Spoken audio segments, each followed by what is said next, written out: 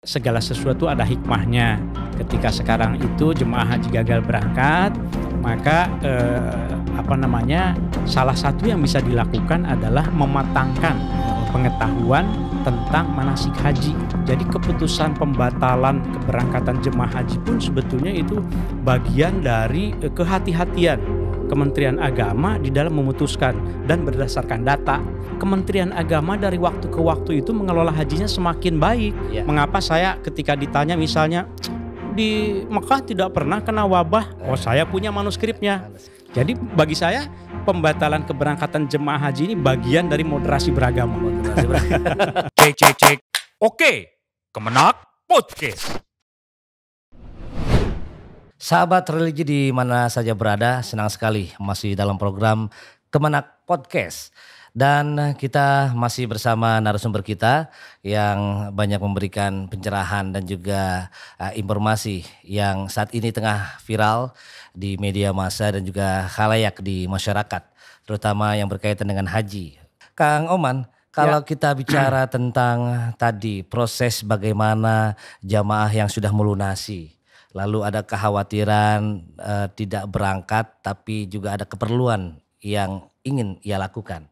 Tadi sempat disentil memang bagaimana proses pengembaliannya. Mungkin bisa dijelaskan secara jelas lagi? Ya, jadi buat sahabat religi yang termasuk sebagai jemaah haji gagal berangkat tahun ini, itu ada beberapa hak yang mungkin harus kita informasikan.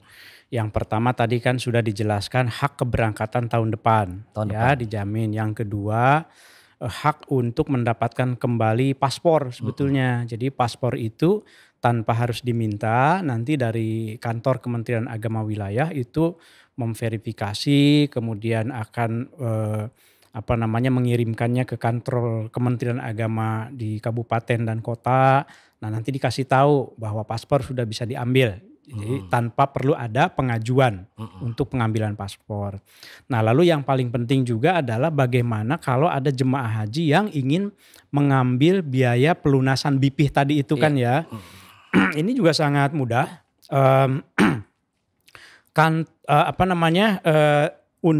Untuk pengambilan kembali biaya pelunasan BP itu jemaah haji diminta untuk mengajukan kalau ini, karena kan tadi kan ada juga yang disimpan saja di BPKH untuk mendapatkan dana manfaat kan tahun depannya. Tapi kalau mau mengambil berarti jemaah haji mengajukan surat permohonan ke kantor Kementerian Agama kabupaten dan kota masing-masing. Gitu. Ke Kemenak kota kabupaten dulu yang ya terdekat ya, di unit terdekatnya ya, tidak ke Kanwil, tidak. Lalu apa yang harus dibawa? Pertama tentu bawa bukti pelunasan BP-nya itu. Kemudian yang kedua bawa buku rekeningnya. Kemudian juga bawa KTP, tentu saja fotokopinya ya. Jangan yang aslinya. Ya aslinya dibawa juga, tapi yang diserahkan fotokopinya. Kemudian tinggalkan nomor telepon yang bisa dihubungi. Nah, nanti itu semua diverifikasi. Nanti kantor Kementerian Agama kabupaten dan kota itu mengirimkan datanya ke Kemenag Pusat. Kemudian nanti Kemenag Pusat yang akan mengirimkan data itu ke BPKH.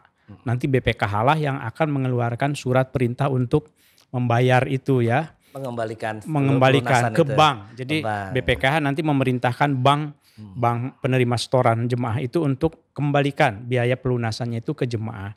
Itu kami di Kementerian Agama sudah menghitung kira-kira itu 9 hari perlu waktu dari mulai pengajuan sampai ke pelunasan, pengembalian gitu ya. Mudah-mudahan tidak ada halangan gitu. Ini kan berkaitan dengan proses bagaimana pemerintah dalam hal ini Kementerian Agama ingin memberikan pelayanan dan menjaga azas kepercayaan. Kepercayaan itu artinya ketika jamaah sahabat religi sudah menyetorkan untuk pelunasan dalam kondisi lalu ada pembatalan ketika ada penundaan atau pembatalan keberangkatan, ini bisa untuk jamaah yang ingin ada perlu bisa diambil kembali dengan proses tadi. Mudah-mudahan 9 hari itu bisa 9 hari kira-kira ya. Gitu ya. Dan sekarang sudah bisa mulai, sudah mulai kalau ada yang mau gitu. Tapi kan kita suka ditanya juga baiknya mengembalikan atau tidak. mengambil atau tidak, Iya. baiknya sih disimpan saja, kecuali Iya. kalau mendesak. Iya. Tapi Prof, sambil diminum Prof. Oh, Ada. sambil minum ya.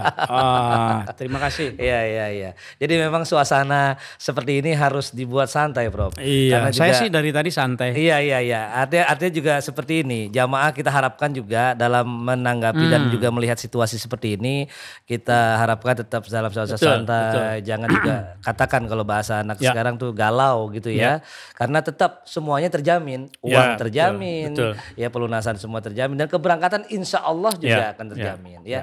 Dan ada hal yang menarik lagi adalah ketika bicara prosesnya ketika persiapannya sehingga lebih matang gitu Prof, ya. Iya betul. Jadi sekarang itu Kementerian Agama itu sudah menyiapkan video-video untuk bimbingan manasik di YouTube ya. Iya. Jadi bisa diakses, Iya. bisa lebih matang karena pengalaman saya waktu tahun lalu itu menemani jemaah haji itu di sana gitu ya. Itu masih ada yang mungkin pengetahuan tentang manasiknya itu belum matang. Iya. Apalagi tahun lalu itu ada tambahan 10.000 kuota sehingga tidak sempat lagi itu ikut manasik. Nah sekarang kan segala sesuatu ada hikmahnya. Ketika sekarang itu jemaah haji gagal berangkat, maka salah satu yang bisa dilakukan adalah mematangkan pengetahuan tentang manasik haji. Karena tidak mudah secara fikihnya itu mungkin kita pernah membaca, tetapi mungkin kalau membaca lagi, menonton lagi video-video yang kami sediakan, itu video yang kami sediakan itu sudah dibuat dalam berbagai kemungkinan. Kemungkinan itu maksudnya kalau situasinya begini itu kira-kira ibadahnya seperti apa yang sifatnya Sudah itu disiapkan wasoqiyah konten-kontennya gitu. untuk itu ya, Prof? Iya, sudah disiapkan. Sehingga masyarakat lebih dalam posisi kan katakan apalagi kita harus menjaga jarak dari kerumunan segala macam. Situasi-situasi itu bisa dimanfaatkan untuk menambah ilmu. Iya, Prof. memang tentu kita harus melihat juga situasi tahun depan ya. Mudah-mudahan sih wabah sudah tidak ada lagi. Mudah-mudahan vaksin sudah ditemukan. Tapi bagaimana kalau seandainya tahun depan itu situasinya masih pandemi di musim Zulhijjah tahun depan. Nah tentu ini akan kita lihat bersama-sama kuotanya apakah bertambah atau tidak, kuotanya apakah masih seperti tahun ini atau tidak.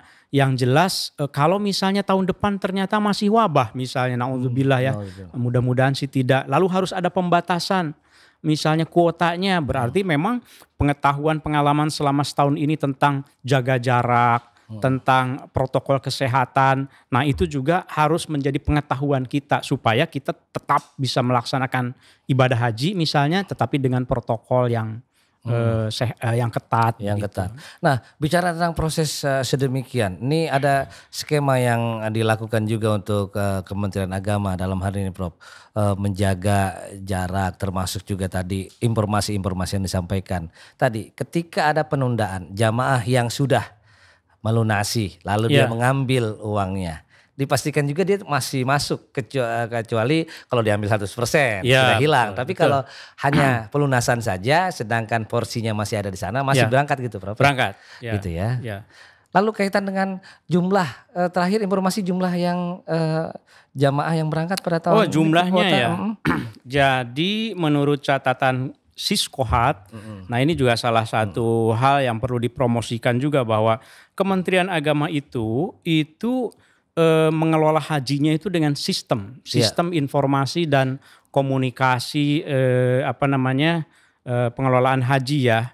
Jadi Siskohat itu sebetulnya cermin bahwa Kementerian Agama dari waktu ke waktu itu mengelola hajinya semakin baik. Gitu, semakin cerdas, semakin pintar sebetulnya begitu ya ketika mengelola haji. Karena kalau tidak dulu itu kan nggak pakai sistem, nyatetnya juga asal aja.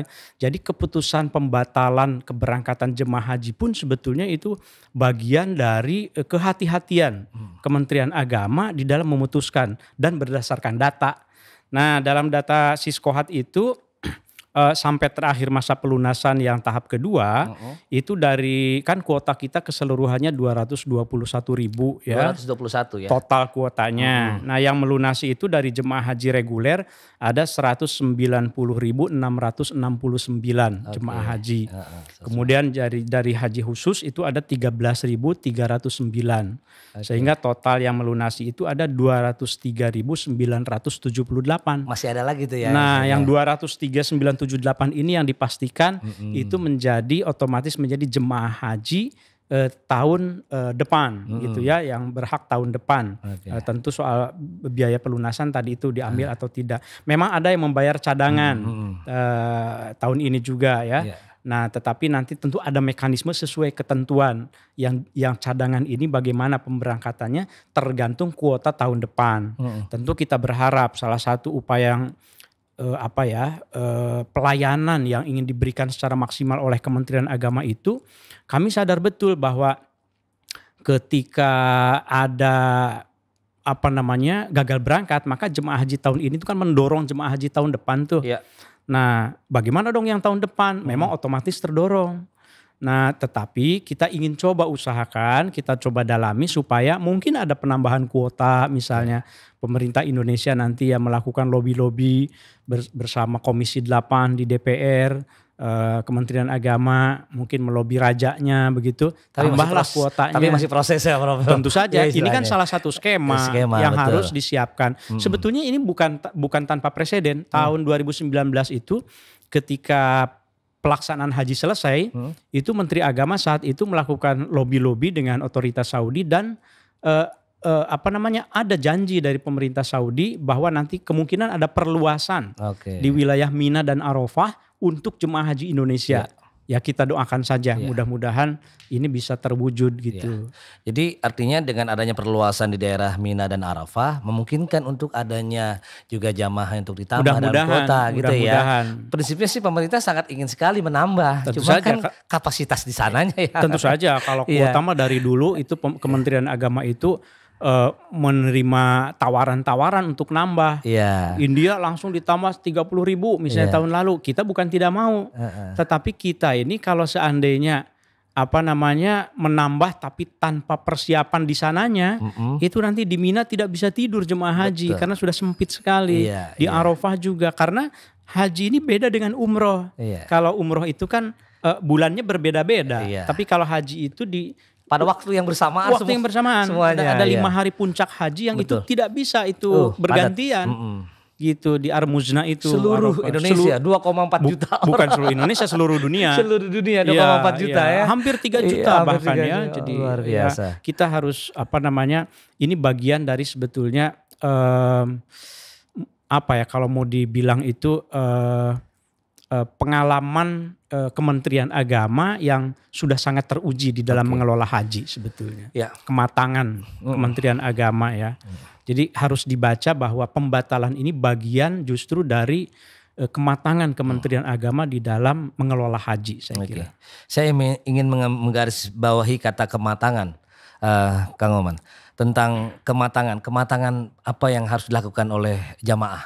Terutama yang saat ini keberangkatannya dibatalkan untuk tahun ini. Sehingga ke depan mereka benar-benar menjadi jamaah yang betul-betul mandiri, jamaah yang siap dan jamaah yang memang layak sebagai haji yang mabrur. Kurang lebih begitu. Betul. Jadi haji mabrur itu memang kan satu tujuan yang paling diinginkan ya. Nah, saya kira kematangan yang diharapkan dari jemaah itu adalah kematangan salah satunya dari mempelajari pengetahuan tentang haji yang ada di dalam sejarah. Karena apa? Karena kalau kita lihat umat Islam itu berbahagia sekali loh. Itu memiliki catatan-catatan sejarah dalam manuskrip yang saya tadi ceritakan tentang bagaimana kalau seandainya haji itu dilaksanakan dalam situasi sulit gitu ya. Kan di dalam haji juga ada yang wajib, ada yang sunnah. Nah, pengetahuan tentang itu semua itu barangkali dalam setahun ini bisa semakin dimatangkan, termasuk bagian dari manasik itu ya. Nah, jangan mengabaikan keselamatan. Prinsipnya begitu, hanya untuk mengejar sunnah misalnya gitu ya. kan darul mafasid muqaddam ala jalbil masolih kan. Misalnya pengen tarwiyah maksa begitu padahal kondisi tidak memungkinkan. Atau ya maksa pengen haji padahal agama yang paling penting mengajarkan hibzun nafs misalnya. Itu di masa Nabi wabah Syirawah itu kan terjadi di masa Nabi ya. Kemudian di masa Sayyidina Umar itu terjadi juga wabah Amwas. Itu semuanya itu kan terkait dengan masa haji. Kita tahu di dalam sejarah itu katanya 40 kali pernah terganggu haji gitu ya. Iya. Jadi ini pengetahuan ini semuanya mari kita manfaatkan untuk menjadi bekal semakin matang. Jadi hajinya itu tidak hanya sah secara fikih saja, tapi juga matang gitu secara keilmuan. Nah ini dan juga jamaah juga mengambil hikmah dari semua yang ada dalam kondisi pembatalan keberangkatan pada tahun ini. Tadi sering banyak baca mengutip sejarah-sejarah. Oh iya. Nih Kang Oman nampaknya saya perlu banyak ilmu juga nih. Kira-kira literaturnya seperti Jadi apa? gini. Saya punya prinsip ya. Kalau menyampaikan sesuatu itu ibarat saya menarik anak panah. Nah, kalau saya menarik anak panah itu kan begini nih, narik anak panah itu set gitu ya, ditarik ke belakang. Kalau narik anak panahnya semakin ke belakang, itu jamparingnya itu akan semakin kuat keras. Terus aja ini datanya ternyata ada nih di abad 19, ntar dulu abad 18 ada juga, tarik lagi terus sampai saya tidak mampu menariknya. Sampai data haji itu ada dari abad ke-14 misalnya. Abad ke-8 ada tidak? Wah, ternyata sulit diakses manuskripnya. Ya sudah, abad 14 saja udah mantang banget gitu. Baru saya lepaskan informasi itu. Maka hasilnya apa? Bayangkan anak panah yang ditarik sedemikian kenceng begitu sampai jauh, menancap itu lebih menancap. Ketimbang kalau ditanya sesuatu narik ininya itu cuma dikit aja. Begitu dilepas itu paling aja gitu kan. Nah, saya kira itu analogi. Mengapa saya ketika ditanya misalnya di Mekah tidak pernah kena wabah. Saya punya manuskripnya. Itu Al-Aini itu abad ke-15 pernah nulis satu manuskrip judulnya itu Iqduz Zuman fi Tarikh Ahli Zaman. Itu diceritakan di situ bahwa wabah itu masuk juga ke Mekah. Jadi ada kan yang menganggap bahwa Mekah Madinah itu nggak mungkin kena wabah. Sudah ada sejak abad ke-14, bahkan Madinah juga gitu kan ya. Nah, jadi pengetahuan ini akan menyeimbangkan kita antara keimanan dengan akal. Gitu. Ketika tentu kita harus beriman kepada Allah bahwa segala sesuatu itu adalah takdir Allah. Tetapi kita juga dengan melihat fakta sejarah itu, ternyata para ulama juga bisa menjadi korban wabah juga. Para ulama abad ke-14 itu menjelaskan bahwa mereka anaknya wafat. Ibnu Hajar Al-Asqalani itu kan yang di Badlul Ma'un itu putrinya tiga-tiganya wafat. Jadi kalau begitu wabah itu bukan kutukan bagi orang kufur. Orang anaknya ulama juga ikut meninggal. Nah ini jadi cara berpikir kita menjadi moderat. Itu mengapa di Kementerian Agama kan ada moderasi beragama. Haji itu juga harus ditempatkan dalam konteks itu. Menyeimbangkan antara keyakinan bahwa haji itu harus dilaksanakan, tapi juga harus mempertimbangkan keselamatan gitu. Jadi bagi saya pembatalan keberangkatan jemaah haji ini bagian dari moderasi beragama. Iya, sebegitu kita ada moderat dalam hal beragama. Dan ini juga yang menariknya juga ketika kita katakanlah mengaitkan dengan Al-Qur'an, di mana bahwasanya banyak tertulis sejarah gitu. Betul. Kang Oman, artinya sahabat religi ini penting buat kita ketika kita melihat situasi yang ada dan apa yang dilakukan oleh pemerintah saat ini dalam hal Kementerian Agama untuk membatalkan keberangkatan ibadah haji pada tahun 2020 adalah bagian dari upaya untuk memberikan pelayanan yang maksimal buat jamaah dan juga menjaga keutamaan buat kesehatan jamaah, perlindungan jamaah. Ya, Kang Oman, mungkin sebelum kita akhiri perjumpaan kita ada yang ingin disampaikan baik secara umum tentang konteks pembatalan keberangkatan ataupun memberikan sugesti kepada sahabat religi agar tetap semangat dan tetap selalu berdoa sehingga kita bisa berangkat ke Tanah Suci tahun depan. Ya, sebagai penutup sih saya mungkin ingin refleksi saja gitu, sedikit berkisah bahwa kan salah satu tujuan ibadah haji itu para jemaah itu kan ingin haji mabrur. Iya. Ini sahabat religi ini pasti ingin hajinya mabrur. Nah, di dalam tradisi Islam itu kita baca yang kalau saya bahasakan dengan bebas itu bahwa ada orang yang tidak berangkat haji tapi justru itu yang mabrur. Gitu ketika orang yang berangkat haji belum tentu mabrur. Tapi orang yang gagal haji bisa jadi mabrur. Kok bisa begitu ceritanya? Karena dikisahkan khususnya dalam tradisi sufi ya diceritakan bahwa ada orang yang gagal berangkat haji karena dia sudah niat betul dengan ikhlas. Tetapi tiba-tiba dananya itu harus dialihkan untuk membantu tetangganya yang membutuhkan sekali. Membutuhkan uang. Sehingga dipakailah untuk membantu tetangganya itu. Nah, yang mabrur itu yang tukang cukur itulah kalau profesinya tukang cukur, yang tidak haji. Kok bisa begitu? Karena memang niatnya. Oleh karenanya saya ingin menghimbau, mari kita luruskan kembali niat haji ini. Insya Allah sudah lurus. Mudah-mudahan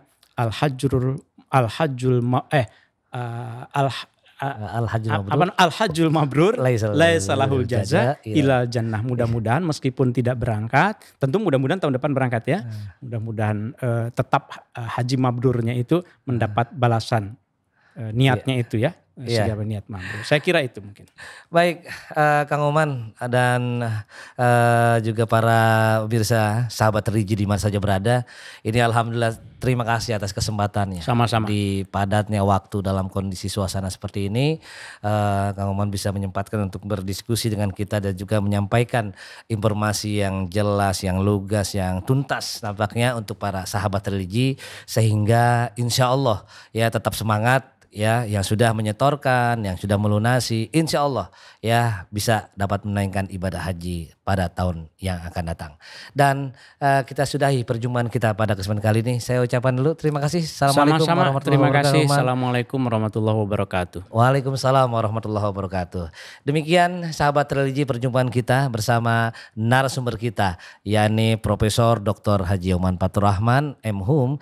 Beliau adalah juru bicara dari Kementerian Agama Republik Indonesia dan juga staf ahli dari Menteri Agama dalam bidang manajemen informasi dan juga komunikasi.